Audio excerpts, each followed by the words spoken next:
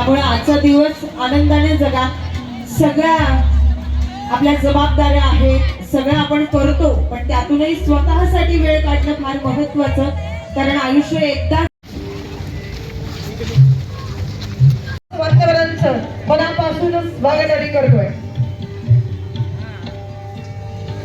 पुण्यश्लोक राजमाता अहिल्यादेवी होळकर यांच्या त्रिशताब्दी जयंतीनिमित्त आयोजित सांगोला महोत्सव महिलांसाठी उद्योग व्यवसाय मार्गदर्शन मेळावा आणि या मार्गदर्शन मेळाव्याला संबोधित करण्यात शुभ स्वागतम. लाडक्या बहिणीच्या राखीचा पक्का धागा, सोलापूर जिल्ह्याच्या विकासाचे शिरदार, जनमानसाचा आवाज, सन्माननीय पालक उपस्थित असलेले सर्वच प्रमुख मान्यवर, पक्षाचे पदाधिकारी, त्याचबरोबर सर्व पंचायत समिती सदस्य, जिल्हा परिषद सदस्य, नगरसेवक, पंचायत समितीच्या सभापती मॅडम. 20 लाख 10 लाख 8 लाख इतका आहे सगळं आहे. बचत गटामध्ये काम करणाऱ्या महिलांची किंवा आमच्या ग्रामीण भागात काम करणाऱ्या महिलांची संख्या ही खूप मोठी आहे. उत्पादन स्वतः करतात पण त्यांना बाजारपेठ मिळत नाही. आता कल्याणीताईंनी तुम्ही येण्यापूर्वी मार्गदर्शन केलंय, परंतु भाऊ आमची एकच मागणी आहे, तुम्ही देणार आहात याची खात्री आहे म्हणून मागणी आहे की आमच्या या ठिकाणी सांगोल्यामध्ये 4 एकर जागा आहे, जिल्हा परिषदची जागा आहे 4 एकर. जिल्हा परिषदला आता सभापती म्हणून बाळासाहेब काटकर आहेत, तिथं जिल्हा परिषदला 4 एकर जागा आहे आणि या जागेमध्ये पूर्वी एक छोटं विक्री केंद्र होतं. आपली जी संकल्पना आहे भाऊ, त्यामध्ये एका मॉल साठी 5 कोटी रुपये द्यावं ही विनंती भाऊ तुम्हाला सगळ्यांच्या वतीने करतो.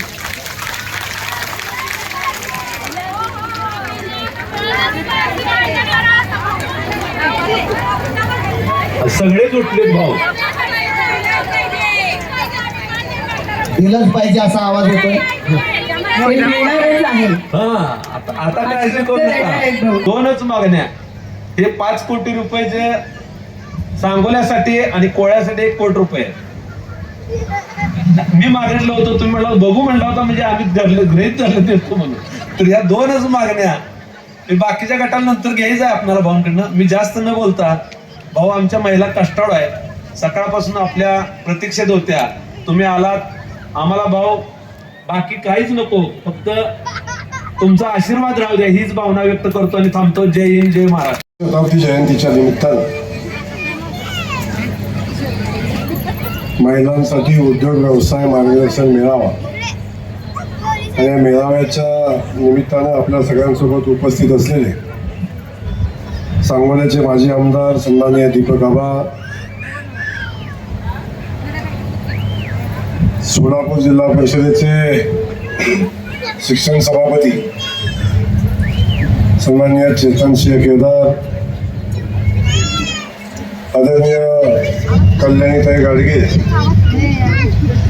बाळासाहेब एरंदे, सचिन देशमुख, शशिकांत नाना चव्हाण, भाऊसाहेबजी रुपनवर, मारुती आबा बनकर, पूनमताई इंगावले, वैशालीताई झपके, तनुजा एरंडे, राजश्री केदार, शोभाताई झपके, संभाजी आलदार, मारुती बनकर, प्रशांतजी भलेकर, अनेक लोक उपस्थित आहेत. सगळ्यांची नावं घेता आली नाहीत, सगळ्यांची क्षमा मागतो.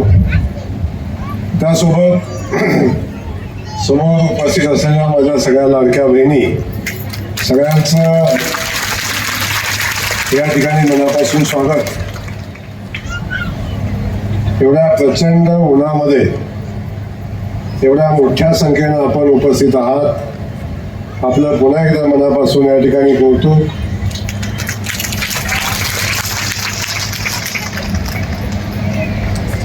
गेल्या 4 दिवसापासून महिलांसाठी उद्योग व्यवसाय मार्गदर्शक मेळावा या ठिकाणी होतोय. आपल्या सगळ्यांचे सहकारी सन्माननीय ॲडव्होकेट सचिन जी देशमुख आणि फॅबटेक उद्योग समूहाच्या वतीनं महिलांसाठी एक नवं व्यासपीठ उभं करून देण्याचं काम या महोत्सवाच्या निमित्तानं होतंय. आज आपण पाहतो की अनेक स्टॉल या ठिकाणी लागलेले आहेत आणि व्यवसायाचं मार्गदर्शन होतंय. त्याच सोबत जवळजवळ 354 महिला 354 महिला पुरुषांना नोकरी देण्याचं काम या उद्योग मेळाव्यातनं झालंय, याचंही मनापासून या ठिकाणी अभिनंदन, कौतुक आहे. संयोजकांचं या ठिकाणी मनापासून कौतुक केलं पाहिजे की आपल्या देशात मध्ये या लोकशाही व्यवस्थेमध्ये 50% आमच्या महिला आहेत आणि या महिलांना स्वतःच्या पायावर उभं केलं पाहिजे. त्या महिलांना स्वाभिमानानं जीवन जगवण्यासाठी आवश्यक असणाऱ्या सगळ्या गोष्टी केल्या पाहिजेत. अशा पद्धतीची भूमिका माननीय नरेंद्र मोदीजींनी घेतलेली आपण सगळेजण पाहतो. खास करून मुंबईच्या माध्यमातून या सगळ्या आमच्या बचत गटातल्या महिला भगिनींना ताकद देणं, त्यांना त्यांच्या पायावर उभं करणं, व्यवसायासाठी त्यांना कर्ज उपलब्ध करून देणं, त्यांना भांडवल देणं आणि त्यांच्या मालासाठी हक्काची बाजारपेठ उपलब्ध करून देणं आणि आमच्या सगळ्या बहिणींना लखपती दिदी बनवण्याचं काम आदरणीय मोदीजींनी हातात घेतलंय आणि त्याच दिशेने आपण सगळे मिळून काम करतो.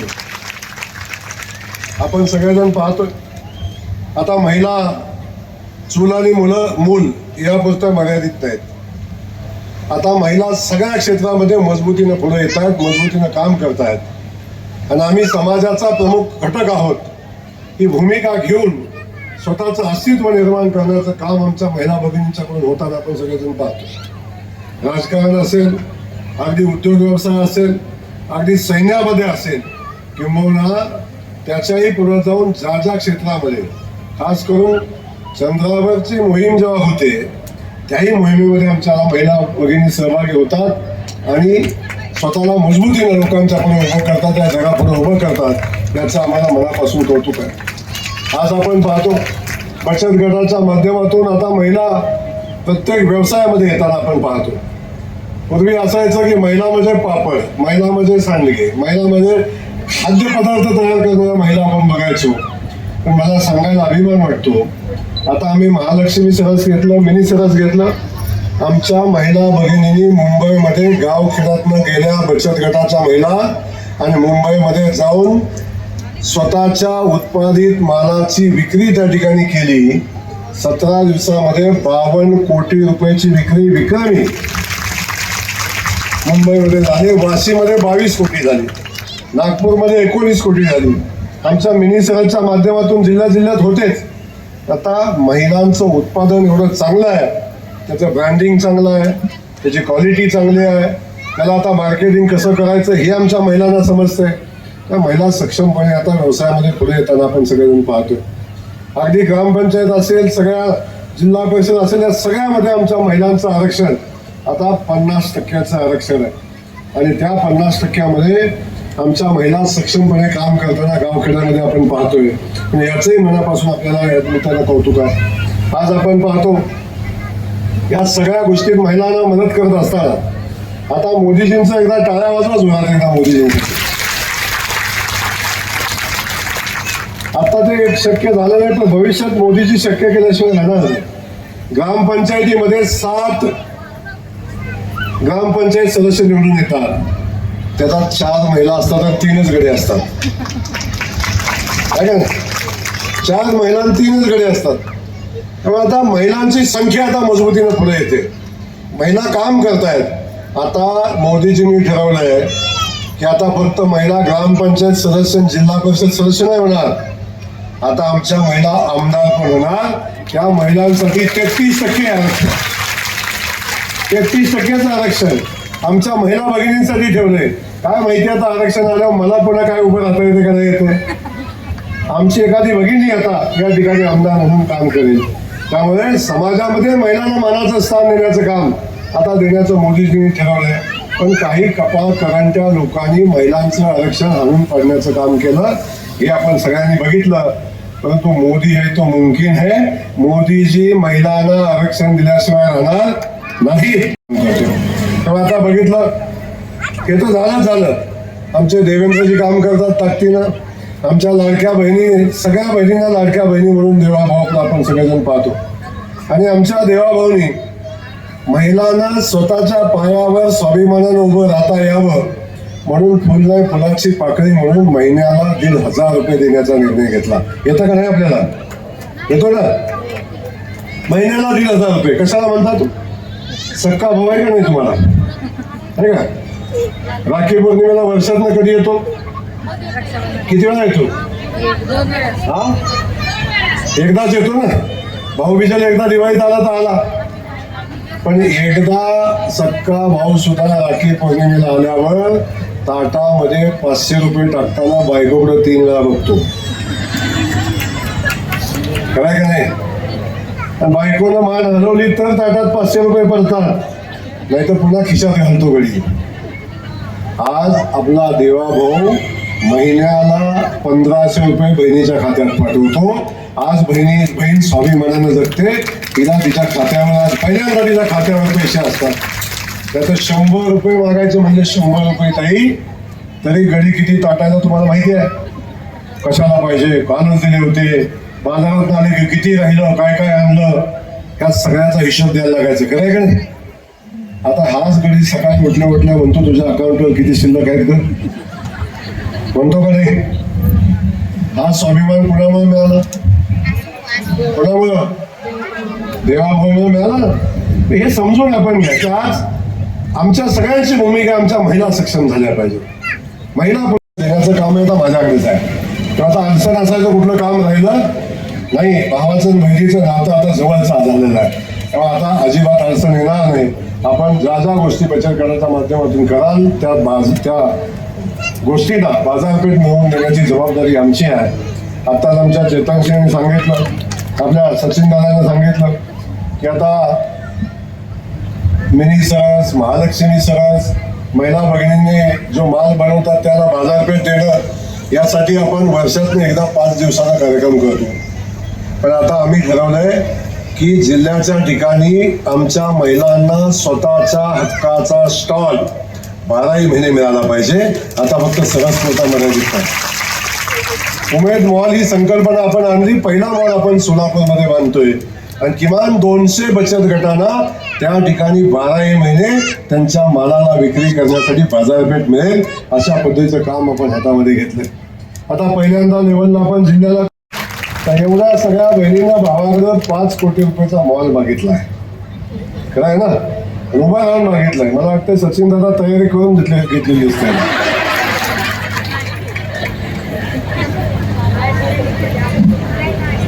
आता माहिती आहे, आता भावाची कमजोरी बहीणच असते ना. आता बहिणीकडून सांगितलं की आम्ही ऐकू अशा पद्धतीची भूमिका सचिन दादा तुम्ही घेतलेली आहे. त्यामुळे काही काळजी करू नका.